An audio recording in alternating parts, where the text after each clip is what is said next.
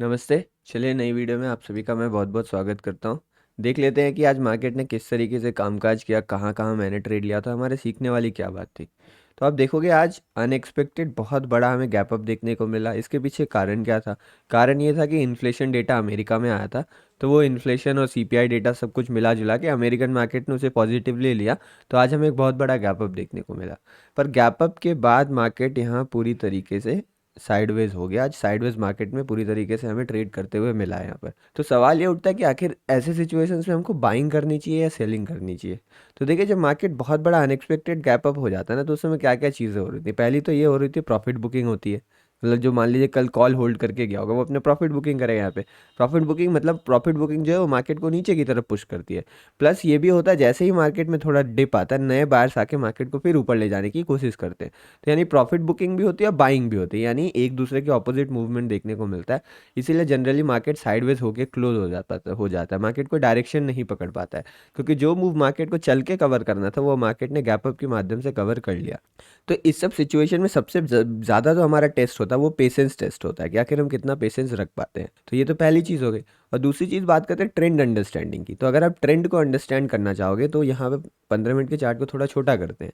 और देखो, इतना बड़ा आज गैप अप हुआ था कि मार्केट में ऑलमोस्ट अप ट्रेंड जोन में चला गया। आप यहाँ से ही देखने की कोशिश करो, इसको ऐसे ही देखते हैं इस तरीके से। आप देखो, ऐसा कुछ प्राइस एक्शन बना रहा था अब तक। तो मार्केट में ये सारे लेवल्स इंपॉर्टेंट थे, पर मार्केट इन सभी के ऊपर ही ओपन हो, यानी जो मार्केट की ओपनिंग थी वो अप ट्रेंड जोन में हुई थी। यानी अब मार्केट का ट्रेंड चेंज होकर अप ट्रेंड हो गया। मार्केट अगर यहाँ से ऊपर जाता है तो मार्केट फिर ऊपर की तरफ प्रोसीड कर सकता है। ये सारे हाई ब्रेक होते हुए हमें दिखेंगे। तो फिर अब मैंने कहाँ कहाँ ट्रेड लिया, मैं आपको वो बताता हूँ। देखिए, जैसा 5 मिनट के चार्ट में चलते हैं। जैसा कि मैंने आपको बताया कि मार्केट अप ट्रेंड में लग रहा था मुझे यहाँ पर। मैं 1 मिनट के चार्ट में चलता हूँ, और 1 मिनट के चार्ट में मैंने बताया ना मार्केट की ओपनिंग किस टेरिटरी में हुई थी, अप ट्रेंड जोन में हुई थी। तो यहाँ पर इसीलिए मैं मॉर्निंग के टाइम सेलिंग की नहीं सोच रहा था।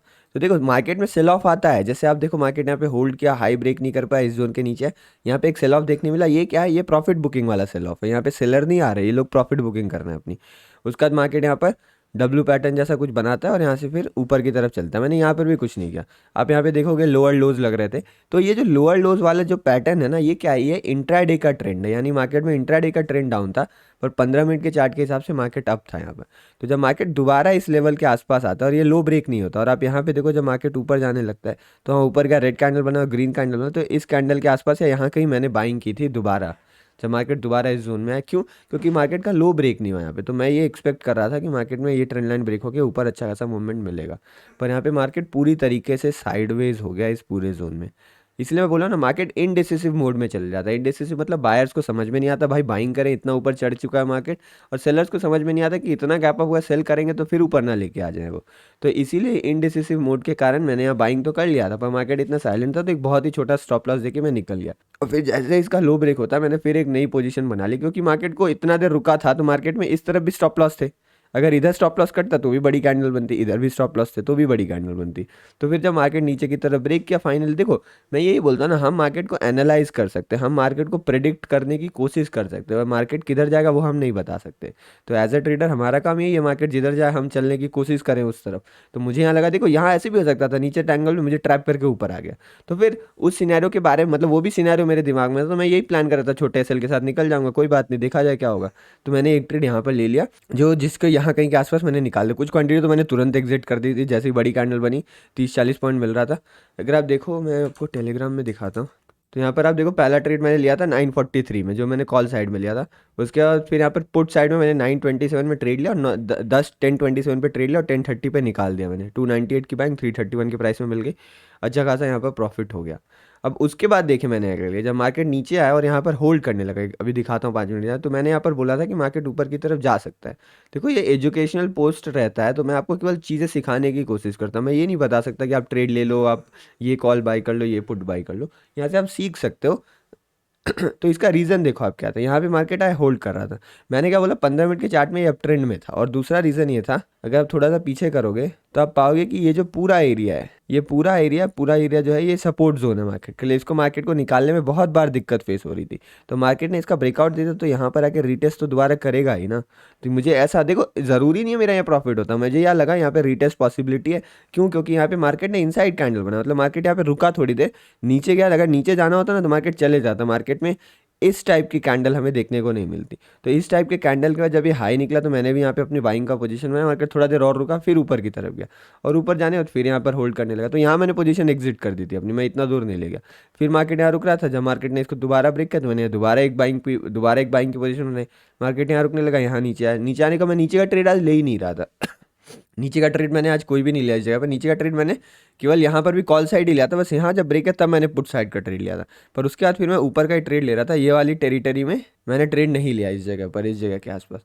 तो मार्केट यहाँ पे नीचे आया, मार्केट यहाँ पे फिर होल्ड करा था। आप देखो यहाँ पे एक लो यहाँ लगा, एक लो यहाँ लगा, दोबारा इसके ऊपर ही होल्ड कर रहा है। तो यहाँ पे मैंने फिर एक बाइंग का ट्रेड लिया, यहाँ डोजी के नीचे लो ब्रेक किया, मैंने यहाँ पर एग्जिट कर दिया। मैंने टेलीग्राम में नहीं डाला था पोस्ट इन सारी चीज़ों का, पर मैंने इतने सारे ट्रेड लिया आज के दिन। और जो नीचे वाला मूव था मैंने इसको छोड़ दिया। मतलब मैं जनरली 2-2:30 बजे के बाद मैं हर रोज़ ट्रेड नहीं करता हूँ, ठीक है। मतलब कोई रेयर दिन ही होगा, रेयर मतलब आप मान लो 20-30% दिन होगा जिस दिन मैं 2-2:30 बजे के बाद ट्रेड कर रहा होता हूँ। क्योंकि उसके बाद मैं अगर दिन का टारगेट पूरा हो जाता है तो मैं ट्रेडिंग बंद कर देता हूँ उस दिन पे, बाकी मैं कल देखता हूँ, कल देखा जाएगा। तो इस वाले जोन में मैंने ट्रेड नहीं किया था। यहाँ पे देखो लोअर लो का प्राइस एक्शन तो बना था, पर मैंने इस जोन को ट्रेड नहीं किया था इस जोन में। तो इतने जोन में जो हुआ वो हमने आज देखा कि किस तरीके से बैंक निफ्टी ने काम किया। देखो यहाँ से अगर आप ट्रेंड का कॉन्सेप्ट लगाओगे तो ट्रेंड का कॉन्सेप्ट में 15 मिनट वाला भी बात आपको याद होनी चाहिए कि 15 मिनट में तो मार्केट अप ट्रेंड जोन में।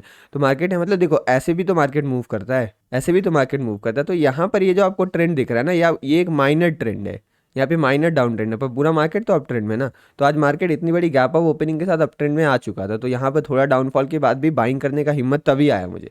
पर ये रिस्की ट्रेड था बहुत ज़्यादा, क्योंकि इंट्राडे ट्रेंड डाउन था, हो सकता है यहाँ पे ट्रेंड लाइन को रेजिस्टेंस लेके नीचे गिर जा सकता था। पर यहाँ पे एक रिस्क लेना मैंने सही समझा, तो इसीलिए यहाँ पर देखो सही ट्रेड ही पता है कब बनता, सही बाइंग ये वाली बनती। अगर ये वाली इसकी बात करो तो ये 10 में आप मान लो 9 पॉइंट आप इसको रिस्क दे सकते हो कि ये 9 टाइम्स रिस्की था, और इसको आप 10 में 5 टाइम्स रिस्की दे सकते हो। रिस्क तो सब में होता है, पर इसमें रिस्क कम था क्योंकि मार्केट अब इस लेवल के आसपास आके होल्ड कर रहा था। तो यहाँ की ब्रेकआउट के चांसेस ज़्यादा थे, मार्केट अब एक बेस फॉर्म कर चुका था। तो यहाँ पे बाइंग हो गया, यहाँ पे बाइंग हो गया, कम रिस्की था। इस जगह पर बाइंग थोड़ा ज़्यादा रिस्की था। तो जहाँ रिस्की वहाँ ज़रूरी नहीं है ट्रेड करना, ठीक है। अगर आपको चीज़ें समझ में आ रही है तो कर लो। देखो यहाँ पर अगर ये हैमर कैंडल नहीं बनी होती तो शायद मैं ट्रेड प्रीफर नहीं करता इस जगह पर। ये भी रीज़न था मेरा यहाँ हैमर बनने का। और प्लस यहाँ पे मुझे ट्रेडिंग सिस्टम बाइंग बता रहा था, इस एग्जैक्ट जोन में मुझे ट्रेडिंग सिस्टम बाइंग बता रहा था। तो इसलिए मैंने भी इस ट्रेड को प्रीफर किया था इस जगह पर। तो ये तो आज के दिन की बात हो गई। बाकी एनालिसिस वीडियो मैं देखूंगा, कल या परसों डाल दूंगा, तो फिर तब हम एनालाइज कर लेंगे। अभी वीकेंड्स आप एंजॉय करिए। चले मिलते हैं नेक्स्ट वीडियो में, ठीक है। अच्छा, कल के मार्केट के बारे में डिस्कस कर लेता हूँ। कल के दिन में मैंने डिस्कस नहीं किया। तो कल देखो मार्केट यहाँ पर होल्ड कर रहा था इस जगह पर, मार्केट इस जगह पर अच्छा खासा यहाँ होल्ड कर रहा था। मतलब मॉर्निंग के टाइम पे यहाँ पता क्या हुआ, यहाँ पे मेरा ये था कि मार्केट कल अच्छा खासा ऊपर क्लोजिंग था। मेरे को एक चीज़ नहीं मालूम थी, जो न्यूज़ वाला कॉन्सेप्ट है ना, वो मेरे दिमाग में नहीं था कि इंडिया में कोई इन्फ्लेशन या फिर कोई डेटा आने वाला है जो नेगेटिव होगा तो मार्केट उसको रिएक्ट करेगा, पॉजिटिव होगा तो उसको रिएक्ट करेगा। इसीलिए मार्केट यहाँ पर साइलेंट था। मुझे लगा एक्सपायरी के दिन कुछ मूवमेंट आना चाहिए, पर यहाँ पर वोलेटिलिटी इतनी ज़्यादा थी कि मैं यहाँ पर कुछ नहीं कर रहा था। तो वोलेटिलिटी के कारण जब ये लो ब्रेक हुआ ना तो भी मैंने कोई ट्रेड नहीं लिया। यानी ये वाला जोन पूरा मेरे से मिस हो गया था कल के टाइम।